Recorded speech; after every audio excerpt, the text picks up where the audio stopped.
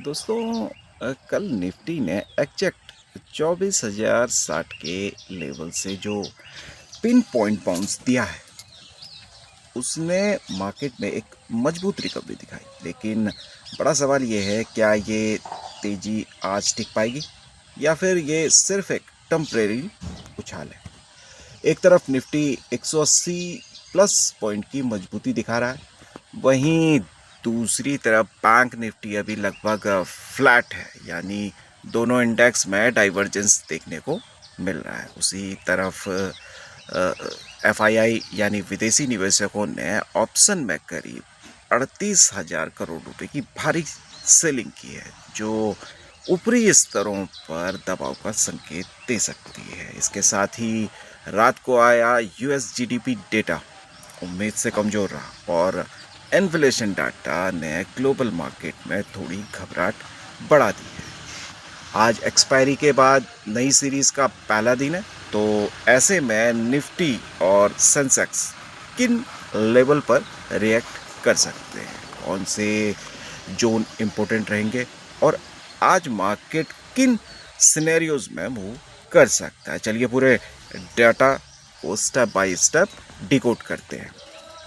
नमस्कार दोस्तों, स्वागत है आपका आपके अपने चैनल निफ्टी 50 क्विक अपडेट पर। मैं हूं आपका ट्रेडिंग दोस्त संदीप नेगी। यहाँ हम मार्केट को आसान भाषा में समझते हैं ताकि नया ट्रेडर हो या प्रोफेशनल, दोनों ही अपने डिसीजन को डाटा के आधार पर बेहतर तरीके से जो है समझ सकें, ज़्यादा फोकस कर सकें क्लियर लेवल और मार्केट स्ट्रक्चर पर।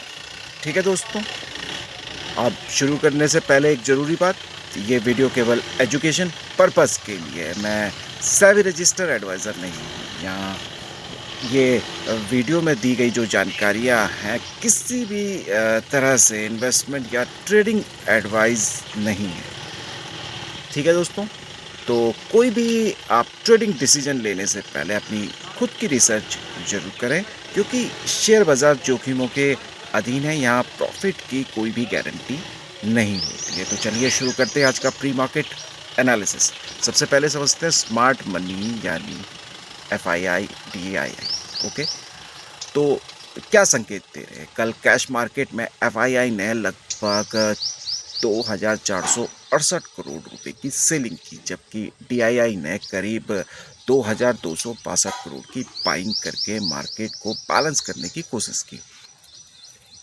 अब लेकिन अगर हम एफएनओ डाटा को देखें, जहां असली पोजीशनिंग बनती है, वहां एफआईआई ने इंडेक्स ऑप्शन में लगभग 3,879 करोड़ रुपए और इंडेक्स फ्यूचर में करीब 775 करोड़ रुपए की सेलिंग की है। ये डाटा संकेत देता है कि ऊपरी स्तरों पर कुछ सावधानी देखने को हमें मिल सकती है और मार्केट में प्रेशर जोन बन सकते हैं।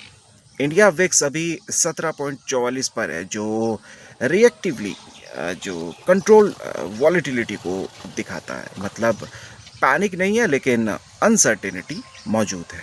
अब बात करते हैं ग्लोबल क्यूज़ की, क्योंकि आज का सेंटिमेंट काफ़ी हद तक वहीं से प्रभावित हो सकता है। यूएस डाटा 1.6% आया है, जो एक्सपेक्टेशन है उनसे कम है, और साथ ही इन्फ्लेशन इंडिकेटर यानी पीएसई बढ़ा है। इसका मतलब है कि ये निकलता है कि यूएस फेड जल्द जो है रेट कट नहीं करेगा, जिससे ग्लोबल मार्केट में कॉशियस सेंटिमेंट इससे बन सकता है। एशियाई बाज़ारों पर भी इसका असर दिख सकता है।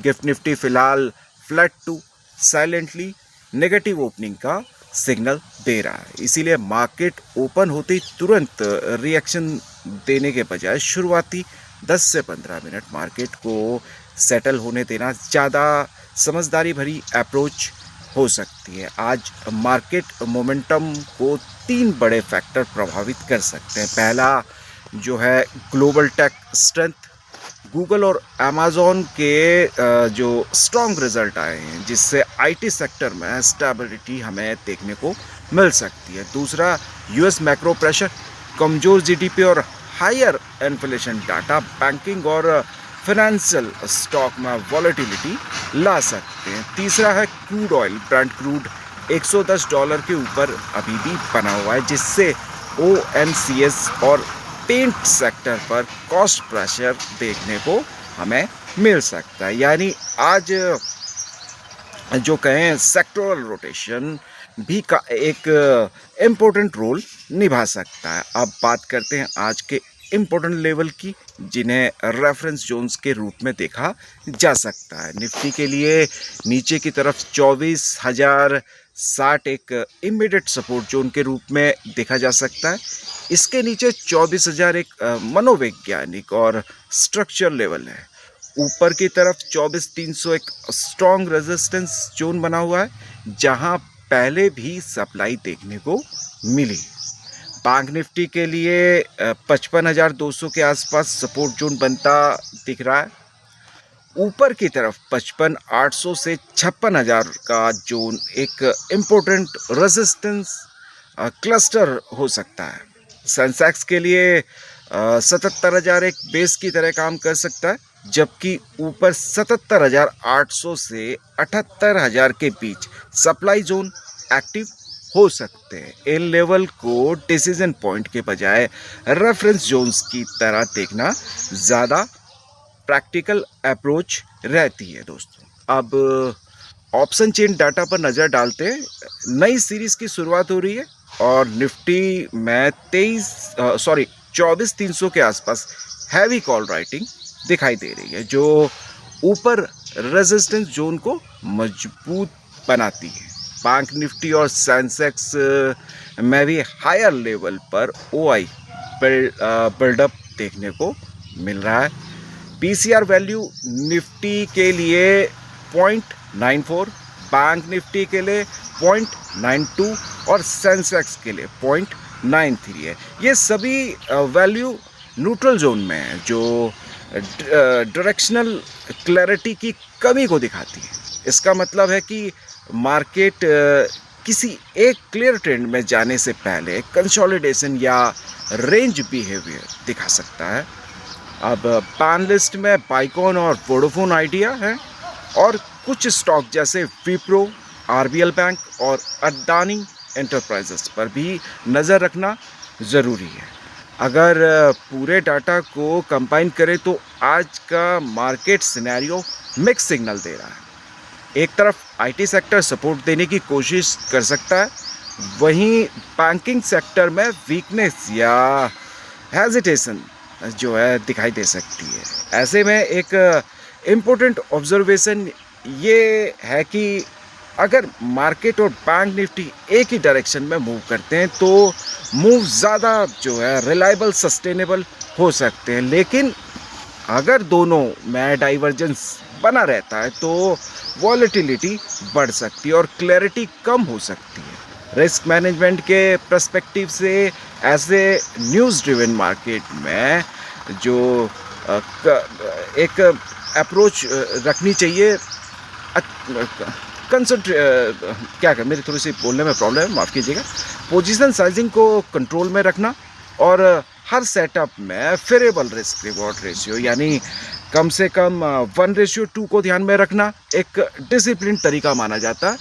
अब सबसे इम्पोर्टेंट बात, जो अपनी कैपिटल है, कैपिटल प्रोटेक्शन पर फोकस रखना लॉन्ग टर्म कंसिस्टेंसी के लिए ज़रूरी होता है। अगर आपको ये डिटेल और आसान एनालिसिस हेल्पफुल लगा हो दोस्तों, तो वीडियो को लाइक ज़रूर करें ताकि ये ज़्यादा लोगों तक पहुँचे। अगर आप रोज़ ऐसे ही स्ट्रक्चर्ड और प्री मार्केट और क्लोजिंग मार्केट एनालिसिस देखना चाहते हैं तो चैनल को सब्सक्राइब ज़रूर करें और बेल आइकन प्रेस करना ना भूलें दोस्तों, क्योंकि मैं डेली आपके लिए प्री मार्केट, क्लोजिंग मार्केट और मार्केट से जुड़ी ज़रूरी अपडेट अपने चैनल पे लेके आता हूँ बिना जो अननेसेसरी नॉइज़ के। तो मिलते हैं अगली वीडियो में, तब तक के लिए धन्यवाद। जय हिंद।